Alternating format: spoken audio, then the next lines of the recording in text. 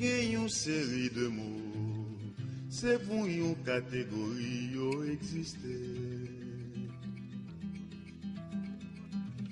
Bonheur, joie, contentement à gaieté. Back again with another video. Today's video is going to be about Maldicion. Now, Maldicion, some people pronounce it as Maldicion in Creole, but the correct pronunciation is Maldicion, you know. But this wording here means curse. There's basically when you're talking about voodoo, it's not something that's really spoken about too much. This is just a cultural norm, you know. This is a cultural thing. It has nothing to do with voodoo itself, but it is a what you would say, affaire mystique, or a mystical thing itself, you know. Basically, when you're talking about Maldicion, it is the way of cursing oneself or cursing others intentionally or unintentionally. You know, see, the thing is, you can be in a situation where you get upset and you're saying, you can get upset and you start thinking things or saying things that you wish would happen to this person, you know what I'm saying, you know, and then it happens. It may not happen at that moment. It may happen weeks down the line, you know. Basically, based off of what you desired, you know, what you felt at the moment, that radiated and caused a chain reaction, and it caused circumstances to arise. And that we can say unintentionally, you know, because this wasn't this person didn't intentionally, you know, think that his words would have, or her words would have a great impact on physical scenarios in another person's life. Now, that same condition or that same scenario or that same thing or what was done, you know, can be directed in a, let's just say, in a direct sense, you know, where it is intentional, you know. So, you know, basically it can be intentional and it can be unintentional, you know. So if a person goes out and wishes ill on another with the intention that this is what they want to happen, it is still in the family of Maldicion, you know. Basically, it can take another sense of, you can just basically be wishing, you could be wishing, you could be trying to prevent someone from experiencing something bad, and by them actually saying that in a good, even in a good, by you just talking it up, you know, basically, like sometimes a person can be speaking to someone, they say, oh, we just spoke this person up, you know, you didn't have an intention of bringing that person up, but it just brought the person, you know, why you said that person walks up. See, the carnal mind will basically say, that's just a scenario, that's just a coincidence, you know. It's not a coincidence when you look at everything from a spiritual perspective, you know. So on a negative, you know, on a negative note, you can be wishing good for the person where you tell them, look, put your wallet in your pocket because, hey, someone might steal it. Just by you saying that, that could potentially draw that scenario where that person, all of a sudden, a couple hours later or a week later, someone steals their wallet, you know? So I've actually heard that, you know, in certain traditions, you know, that, you know, well, I think I've actually heard, I believe, Christian, well, I remember I heard this from a Jewish person. They told me that if you say certain negative, you want to put God forbid behind it or something like that, you know, or what was Christian or something like that, you know.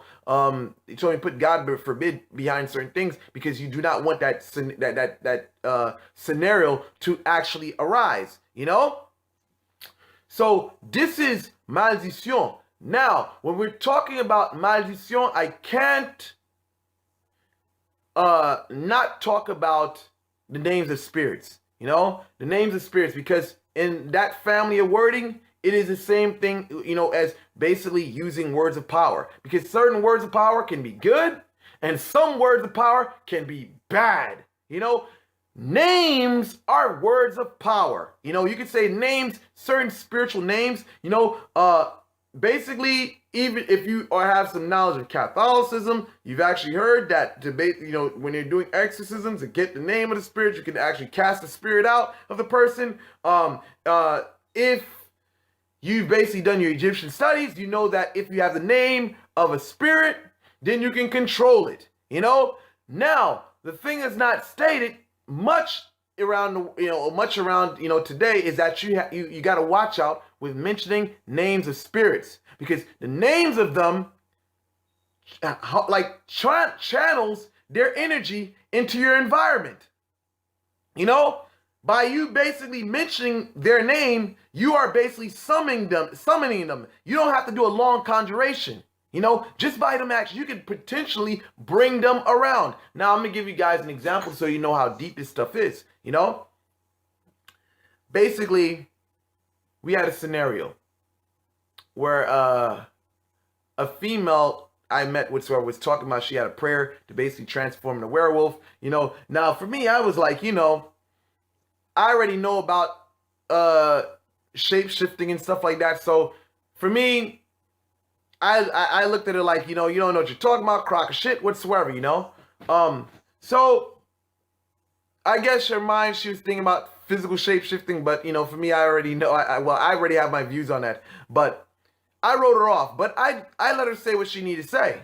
But while she was saying that, I noticed something.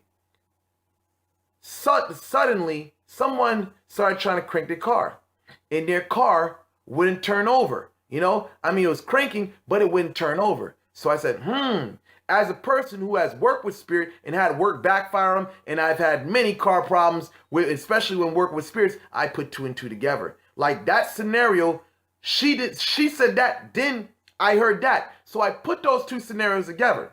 Now, someone says, okay, whatever. That could be coincidental. So I had a friend the next day, she had a dream.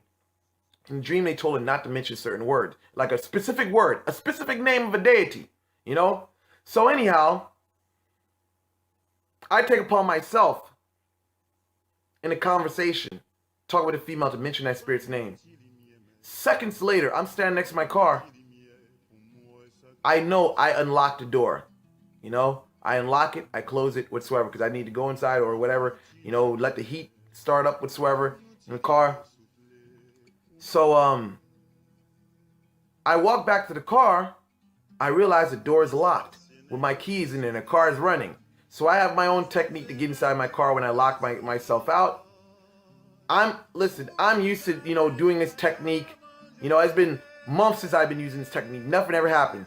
So I actually go to do the technique to open up the car, to get in my car. What happens is that the latch actually breaks. The latch actually breaks. So that right there, to get it fixed, it's going to cost me money.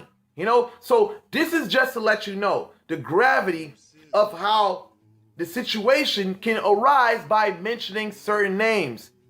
See, that was just minor. Now imagine if I said something even deadlier. Let's just say a name that's known to cause like problems. Think of the worst.